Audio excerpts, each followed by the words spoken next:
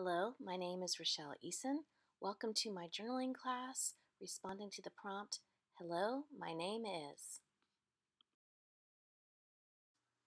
Hello, my name is.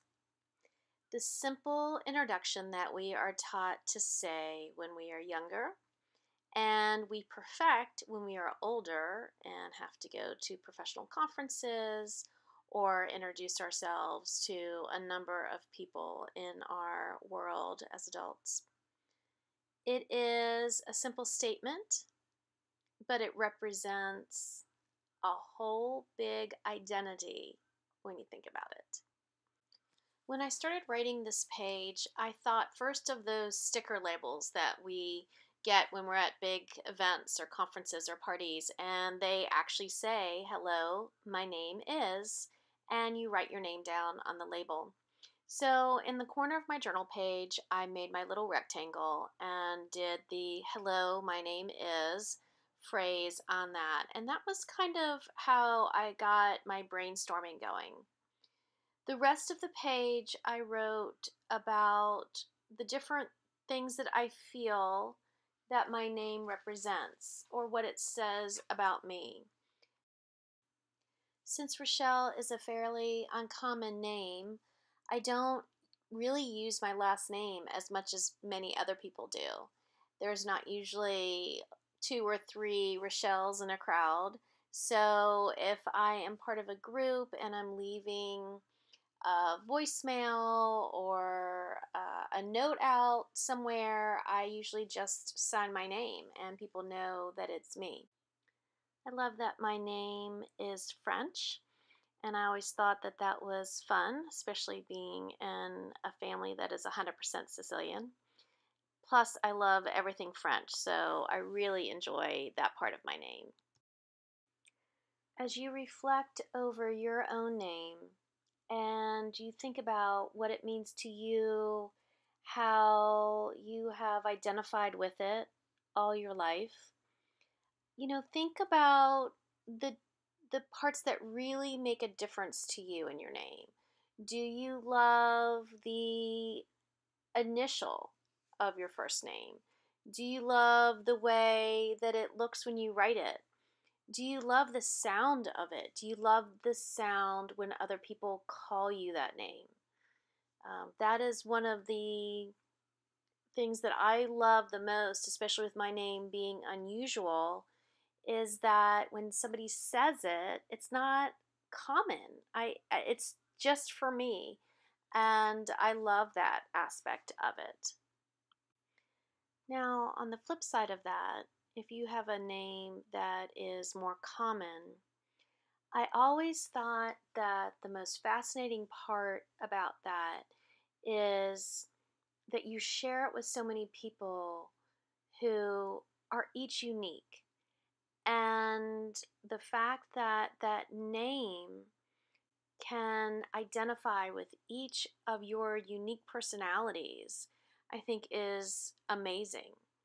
I think that names that are shared by more people have names in history that you can connect to. You can connect to people that have done amazing things for this world and find out about them and find out about how that name identifies with them as well and your connection to those people. I think connection is such an important part of our lives, and I think sharing a name with somebody is an extremely fascinating connection that we can learn so much about ourselves by looking at others who also have that name.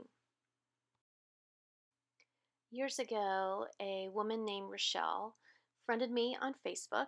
It was somebody that I did not know, and I, of course, hesitated, but she actually messaged me and she said that she was friending as many Rochelles as she could find because it was such an uncommon name, and she thought it would be great to connect with people that shared it.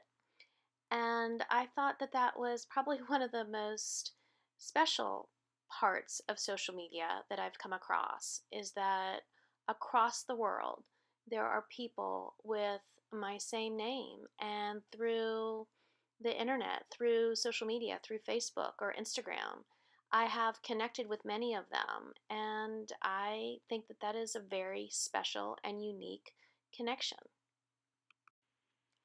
My favorite thing about writing in a journal is the way that my expressions develop throughout the adventure.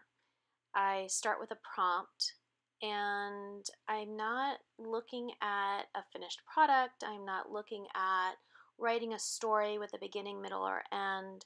I'm just looking to reflect and to write about where my ideas travel through this whole process of writing. It's thinking in motion, it's writing in motion, it's reflecting in motion, and it's putting all of those things down on paper.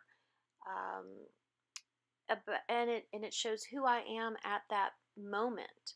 And then when I go back and read my writing again, either later that day, that week, even years later, I am a different person just for having written that. And I get inspired a whole different way when I reread what I write. So when you are writing, don't worry about punctuation. Don't worry about capitalization. Don't worry about spelling. Don't worry about those grammatical things that you think of from your school days of writing essays or any professional papers that you have to write or anything you do as an adult. This is just free form. This is expressing yourself and pulling out your feelings and your emotions using words that sometimes are hard to find. But when you write through this journey, those words come together and you really extract your inner self through them. I often do a little bit of playing with pencil or ink or watercolor in my journals, and of course, this is journaling with art and words. So, writing my name is something I have always enjoyed doing and often have looked at it as an artistic activity.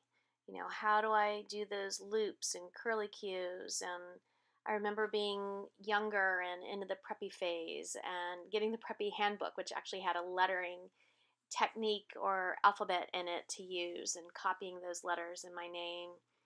But from the time that I was younger to even now, I find it quite fun, relaxing, intriguing, inspiring to play around with different signatures, to change up my lettering sometimes.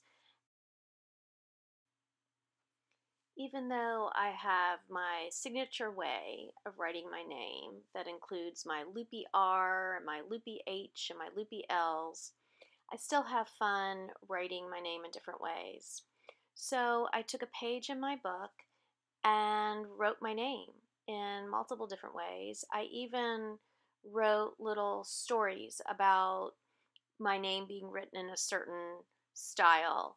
And I just used a page that was uniquely me because it was my signature over and over and over again, but in different forms: print, cursive, a little bit of lettering fun, and I just had fun doing that. So I think it's important in our journals to be free, to not think that we have to write line by line by line, that we can put big letters in, we can put doodles in, we can draw our name out, we can do an acrostic poem like I'm working on right there in this part of the scene.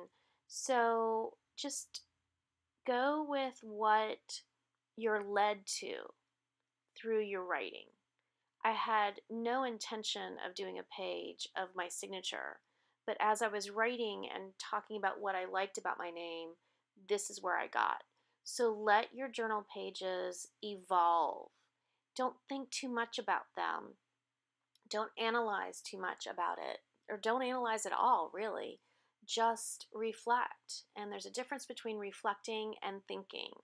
So when you reflect and you just let those ideas flow versus a thinking process where you're judging your thoughts. Don't do that. Just let your pen be the vehicle that releases those thoughts from your inner self and go with it.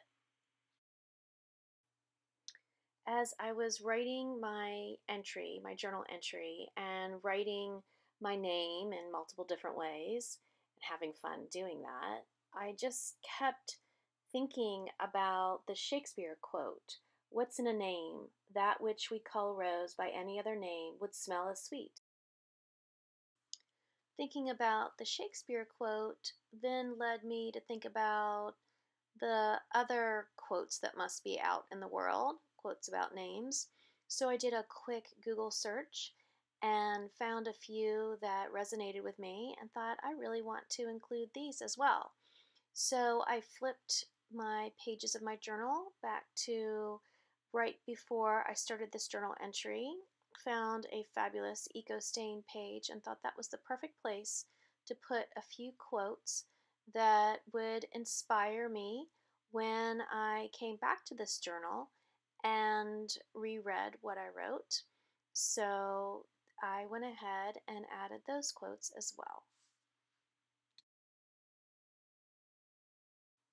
So I felt with the addition of the quotes that I finished this prompt to my liking. You can see how much I love purple since I am writing with a calligraphy pen that has a purple ink barrel in it. But I love a lot of color. And one reason that I like to write on my EcoStain pages is because it has this foundation of design and color under my letters.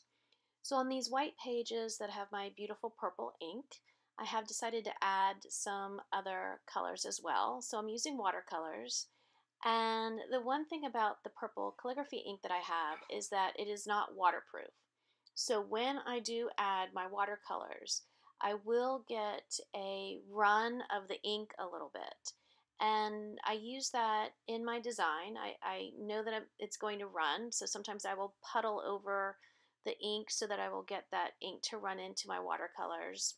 And I use that to my benefit. So there are other places though that using watercolors on top of the ink will actually make the ink letters or my words kind of all blurry. And so in those instances, I will go back, and once the watercolor is dry, I will go back and write on top of that again using my calligraphy pen.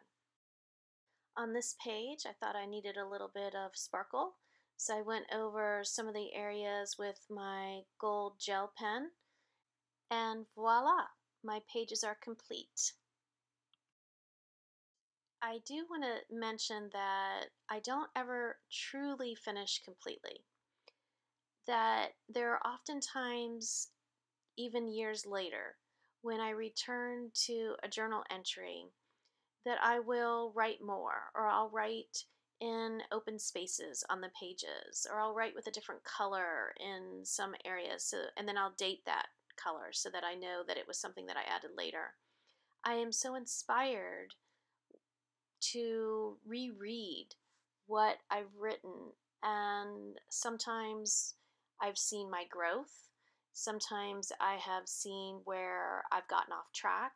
Sometimes I have seen where I have healed through times that were very trying.